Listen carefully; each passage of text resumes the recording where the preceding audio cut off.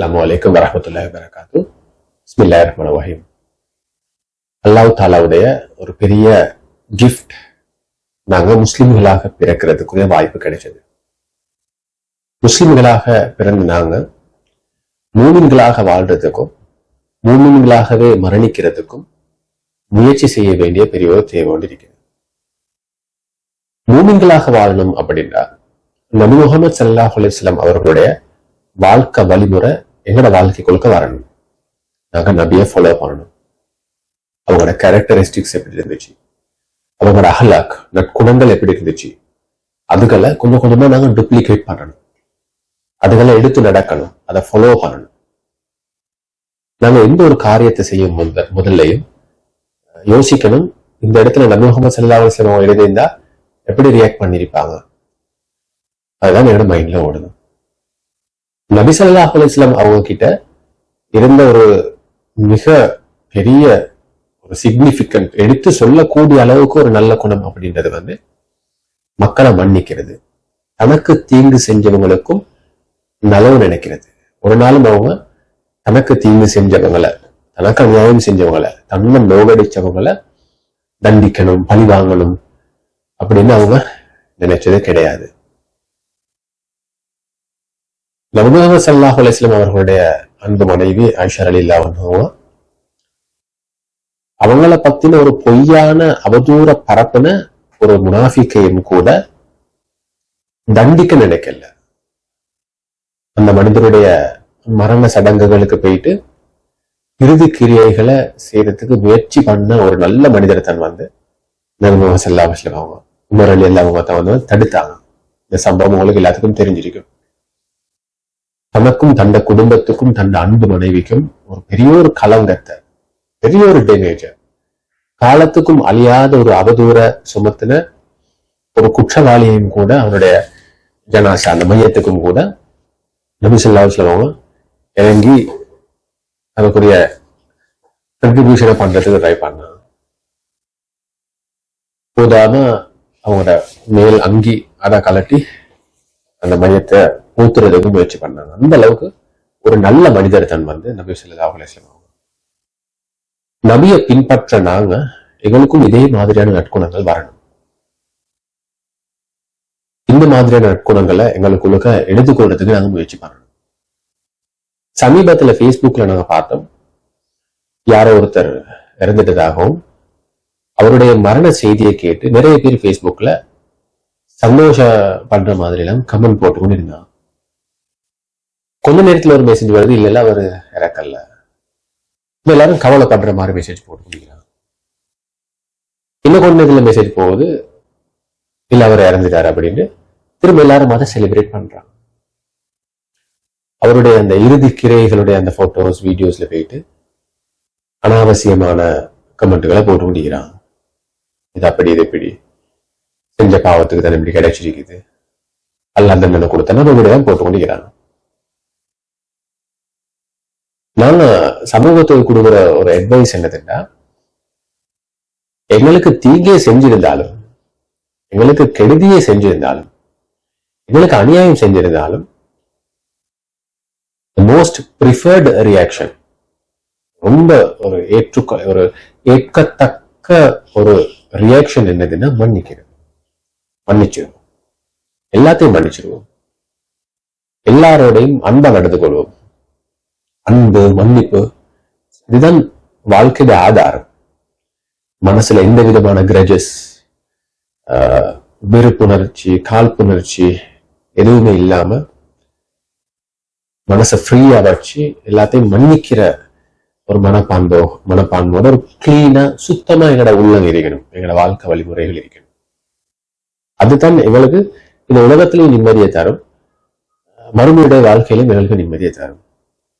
எங்களுக்கு தீங்கே செஞ்சிருந்தாலும் first priority நாங்க அவங்களை மன்னிப்போம். ஒரு நாள் நாங்க அவங்களுக்கு தீங்கு நினைக்க கூடாது, எங்களுக்கு தீங்கு செஞ்சாங்கன்றதுக்காக வேண்டி. அது நம்பலாம். ரெண்டாவது, இல்ல எங்களால அதை மன்னிக்கிறதுக்கு மனசு வருது இல்லை அப்படின்னா அடுத்த ஆப்ஷன் ஹஸ்புனல்லாஹு வ நிஅமல் வக்கீல், அல்லாஹ்வை புறத்துல விட்டுரும். அல்லாஹ்வே அவர்களுக்கு போதுமானவன். ஹஸ்புனல்லாஹ் வ நிஅமல் வக்கீல் வந்து அர்த்தம் வந்து அல்லாஹ் அவங்கள தண்டிக்கணும்ன்றது இல்லை. அல்லாவே அவர்களுக்கு போதுமானவன், அல்லாஹ் அதை பார்த்து செய்வான்.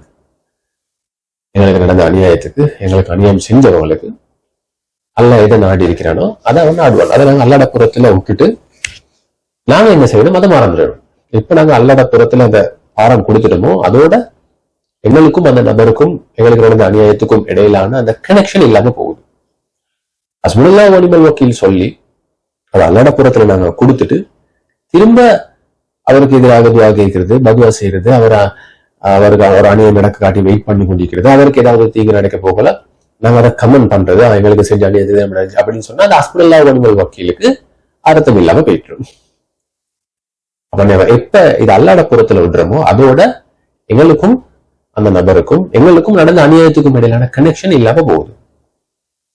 ஒரு நாளும் நாங்க ஜட்ஜ் பண்ணக்கூடாது, விதியை தீர்மானிக்க கூடாது. அவங்களுக்கு ஒரு தீங்கு நடக்க போக நாங்க சொல்லக்கூடாது வந்து எங்களுக்கு செஞ்ச அநியாயத்துக்கு தான் அல்லாஹ் அவங்களுக்கு தண்டனை கொடுத்தான் அப்படி ஒரு நாளும் சொல்லக்கூடாது. அப்படி ஒரு நாளும் சொல்லக்கூடாது. யார் நாங்க? எங்களுக்கு என்ன உரிமை இருக்குது? எங்களுக்கு என்ன தெரியும்? நாங்க கருவா அல்லது வெறுத்தாவா? அல்லவா? நாங்க ஒவ்வொருத்தவங்க வாழ்க்கையில நடக்கிற நலவுகளுக்கும் தீங்குகளுக்கும் வந்து இறைவன் ஆல்ரெடி எழுதி வச்சுக்கிற விதி தான் காரணம், அல்லாஹ் தான் அதுக்கு காரணம். ஒரு நாளும் நாங்க சொல்லக்கூடாது வந்து என்னோட பதுவா தான் அவர் எப்படி நடத்துச்சு. நாங்க ஒரு வீடியோன்னு நாங்க பார்த்தோம். அந்த வீடியோல வந்து ஒரு 2 பேர் பைக்ல வந்து ஒரு லேடியில செயினை பறிச்சுட்டு போறாங்க. பறிச்சுட்டு போகல உடனே ஒரு காலில் மூட்டி காட்டுறான். அப்ப அந்த வீடியோல கேப்ஷன் போட்டிக்கிறாங்க, செஞ்ச பாவத்துக்கு உடனே அல்ல தண்டனை கொடுத்தாங்க. அது எப்படி எங்களுக்கு தெரியும்? அந்த 2 பேரும் வந்து அந்த லேடியோட செயினை பறிச்சுட்டு போகணும்னு சொல்லி விதியில கலாகதிரில எழுதப்பட்டிருக்கு. அதை பறிச்சுட்டு போற வழியில கார்ல வந்து முட்டிப்படணும் அப்படின்னு சொல்லி எழுதப்பட்டிருக்கு. இவங்க முட்டிப்பட்டுட்டாங்க காரில். காருக்காரன் என்ன பாவம் செஞ்சது? இவங்க 2 பேரும் முட்டி அவனை காருக்கு ஒரு டேமேஜ் ஒன்று ஆகும். 2 பேரையும் முட்டினதுக்கு அவன் போலீஸுக்கு போகும். இப்படி நிறைய இருக்குது. விலக நான் சொல்றேன் உங்களுக்கு. அப்ப சுத்தி சுத்தி எல்லாத்துக்கும் உங்களுக்கு காரணங்கள் தேடையில. அந்த வீடியோல அந்த லேடியோட செயின் பறிக்கப்பட்டதுக்கு ஒரு காரணம் கொண்டு இருக்கும். இவங்க 2 பேரும் அதை பறிச்சுட்டு போனதுக்கு ஒரு காரணம் கொண்டு இருக்கும். அவங்க கார்ல முட்டிப்பட்டதுக்கு ஒரு காரணம் கொண்டு இருக்கும். காரக்காரன் சம்பந்தம் இல்லாத 2 பேரை இடிச்சதுக்கும் ஒரு காரணம் கொண்டு இருக்கும். இந்த காரணங்கள் வந்து எங்களுக்கு தெரியும். இந்த காரணம் எங்களுக்கு தெரியும். அதுல நாங்க கேப்ஷன் போடலாம், கமெண்ட் பண்ணலாம், வந்து இதுக்குதான் இது நடந்து சொல்லி எங்களுக்கு கமெண்ட் பண்ணலாம். பாவம் செய்யற எல்லாத்துக்கும் இந்த உலகத்துல தண்டனை கிடைக்கும் அப்படின்னா மறுமை நாள் அப்படின்னு ஒரு தேவையில்லை. சில பேர் சொல்றாங்க வந்து எவ்வளவு அநியாயம் செய்யறான், எவ்வளவு பாவம் செய்யறான், நல்லதானே பாய்க்கிறாங்க, இன்னும் நல்லா கொடுக்க தானே செய்யறான், ஒருவேளை நாங்கத்தான் பாவியா அப்படின்னு கேட்கிறாங்க. சில பேர் சொல்றாங்க நான் எந்த பாவமும் செய்யறதில்லையா, யாருக்கும் அநியாயம் செய்யறதில்லையா, ஹலாலா சம்பாதிக்கிறேன், எனக்கே எவ்வளவு கஷ்டம் அப்படின்னு கேட்கிறான்.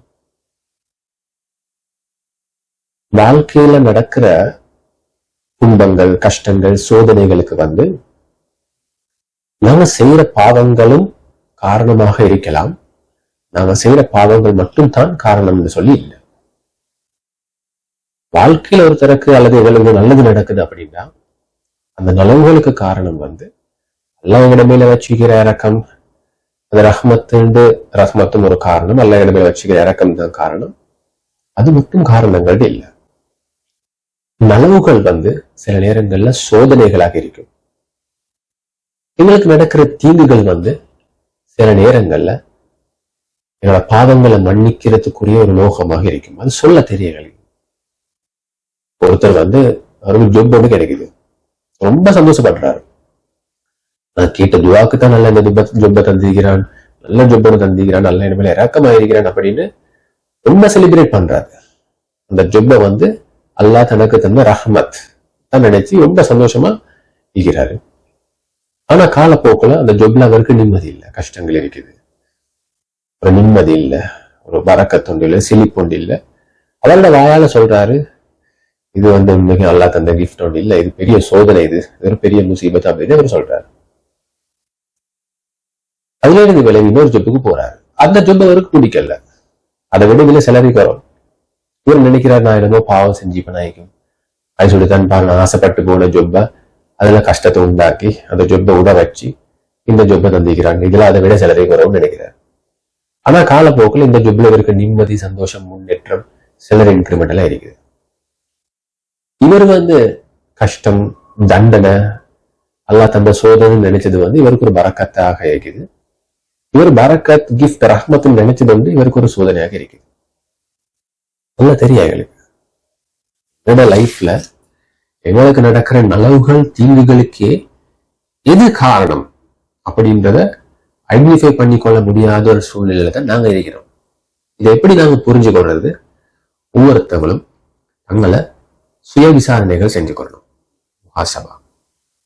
ஒவ்வொரு நாளும் தூங்க போகல டைம் ஒன்று விட்டு பார்க்கணும், அனலைஸ் பண்ணணும். நான் யாரு, இன்னைக்கு நான் என்ன நலவுகள் செஞ்சேன், என்னால எத்தனை தவறுகள் நடந்துச்சு, தெரிஞ்சு எத்தனை நடந்துச்சு, தெரியாம எத்தனை நடந்துச்சு, இந்த கிழமை எனக்கு எப்படி இருந்துச்சு, இந்த மாசம் எனக்கு எப்படி இருந்துச்சு, இந்த வருஷம் எனக்கு எப்படி இருந்துச்சு, என் ஈமான் எப்படி இருக்குது, என் தக்குவா எப்படி இருக்குது, என் இபாதத்துக்கள் எப்படி இருக்குது, என் அஹ்லாக் எப்படி இருக்குது, என் இஹ்லாஸ் எப்படி இருக்குது, என் சேவைகள் எப்படி இருக்குது, என் உள்ளம் எந்த அளவுக்கு தூய்மையானதாக இருக்குது, நான் செய்யற காரியங்கள் சரியா பிள்ளையாண்டு ஒவ்வொருத்தவங்களும் தங்களை சுய விசாரணை, சுய பரிசோதனை, முஹாசபா செஞ்சு கொள்ளணும்.